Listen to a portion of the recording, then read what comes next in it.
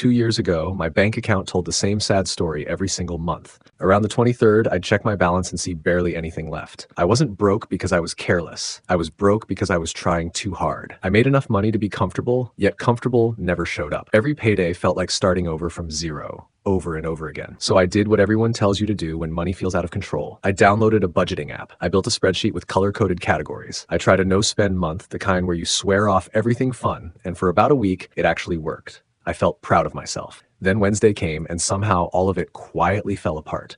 Not because I lacked willpower, not because I didn't care about the outcome. It was because I was trying to fix 15 things at the exact same time.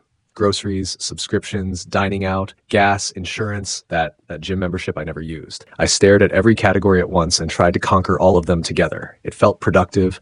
It felt like control. It felt like this time would be different. But trying to change everything at once is exactly how nothing ever changes. There's a reason for that, and it isn't about discipline at all. Your brain has a limited amount of decision-making energy every single day. What to wear, what to eat, which email to answer, whether to respond right now. All of those tiny choices draw from the exact same mental fuel tank. So by the time you sit down to fix your entire financial life in one night, you're running on empty. Researchers have studied this and given it a name: decision fatigue. It isn't a lazy excuse. It's a measurable limit on how your mind actually works. There's a simple experiment that proves this in the most unexpected way. A grocery store once set up 2 tables offering jam samples to shoppers. One table offered 6 flavors, the other offered 24 different options. The bigger table drew more curious shoppers who stopped to look and taste. But the smaller table sold far more jars, 10 times more in fact.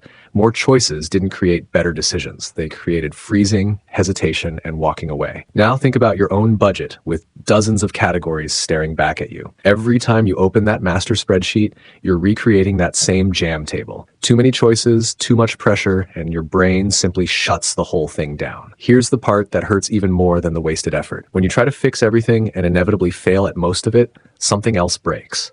You lose the belief that you're someone capable of managing money well. And that quiet belief follows you into every attempt that comes after it. That's why your 5th try at budgeting always feels heavier than your first one did. You're no longer just fighting your expenses, you're fighting your own track record. So the real question was never, how do I fix all of my spending at once? The real question was, why was I even trying to fix everything at the same time? Here's something that sounds backwards at first, but changed everything for me. Doing less on purpose ended up saving far more than doing everything ever did. There's research showing that people chasing one clear financial goal save dramatically more, not slightly more. Nearly 3/4 more than people juggling several goals at once. A single, focused target activates a completely different part of your motivation. When your brain has one clear thing to work on, something interesting happens. You start noticing details you'd walked past 100 times without seeing them. It's the same reason you suddenly see a certain car everywhere after you buy one. Your brain didn't create more of that car. It simply started paying attention. There's a second reason this works, and it's even more powerful than focus alone. Small, visible wins create a kind of momentum that keeps you moving forward. It isn't the size of the win that matters most. It's the feeling of progress. That feeling releases a small reward inside your brain, and it makes the next step easier. Now compare that to spreading yourself across a dozen categories with tiny changes in each. Your brain never registers a clear win, so there's no reward and no momentum.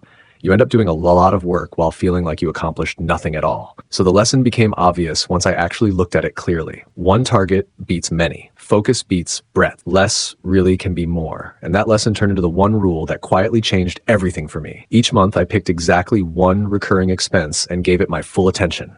Just one.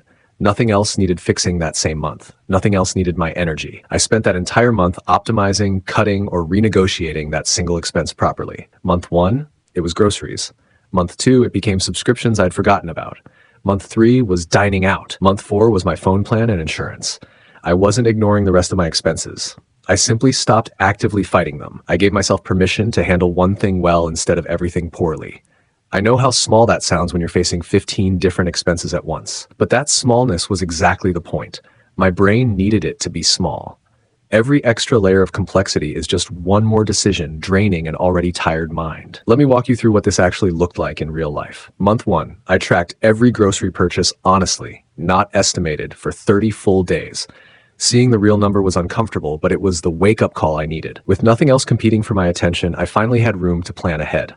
I meal planned on Sundays, switched to store brands, and bought proteins in bulk. None of it was revolutionary.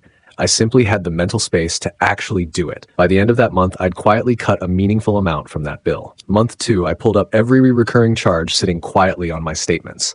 I found far more active subscriptions than I remembered ever signing up for. Some I'd forgotten completely. One I was paying for twice without even noticing. I canceled several, downgraded a couple, and kept only what I truly used. Month 3 was harder because it touched comfort, not just convenience. I wasn't spending on food out of laziness, I was spending on it for relief. So instead of cutting it out completely, I made one small, clear rule.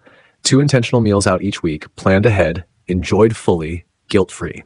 Everything else, I cooked at home, and I never felt like I was punishing myself. The goal was never to remove joy. It was to remove mindless spending. Month 4 was quieter. A short phone call led to a lower monthly rate. A little comparison shopping led to cheaper insurance with the exact same coverage. Neither task took more than an afternoon because it was the only task that month. Month 5 was about the small, ball, boring things nobody wants to deal with. Switching to efficient lighting, adjusting the thermostat, fixing tiny sources of wasted energy. None of it felt exciting, but small savings added up quietly in the background.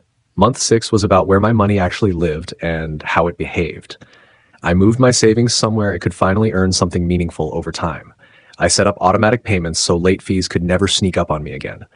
By the end of 6 months, something had shifted that no single week could have created. Now here's the mistake that can quietly undo every bit of this progress. If the money you save just sits in your regular checking account, it disappears. It doesn't vanish into thin air. It slowly gets absorbed into everyday spending instead. You haven't actually saved anything. You've simply moved the spending somewhere less visible. The fix for this is almost embarrassingly simple, and it's called automation. Once you know exactly how much you saved in one category, move that exact amount, not a round number, the exact figure straight into a separate savings account. This does something powerful inside your head that pure willpower never quite manages. Money sitting in a separate account feels different than money sitting in checking. Your brain treats it as untouchable, even though it's technically the same dollars. Automation also removes a decision you'd otherwise have to make every single month. Without it, every month becomes a fresh negotiation with your own motivation. With it, the rule runs quietly in the background without asking anything from you. A few honest lessons I learned the hard way along this entire process. Don't start with your hardest category. Save that fight for a stronger month. If food is emotional comfort for you, don't make it your very first target. Start instead with whatever gives you the fastest, most visible win possible. That early win is what fuels the motivation to keep going afterward. Don't expect every month to outperform the last one you just finished. Some months save you a lot, some months save you very little. A quiet, small month isn't failure. It's still one less expense working against you. And never skip tracking because you can't fix what you haven't honestly measured. The real number almost always surprises you, and that surprise is useful information. Here's the part I want you to actually remember after this video ends. You were never bad with money because you lacked discipline or willpower. You were struggling because the advice you were given assumed an impossible kind of person. Someone with unlimited focus, unlimited energy, and unlimited patience for constant change.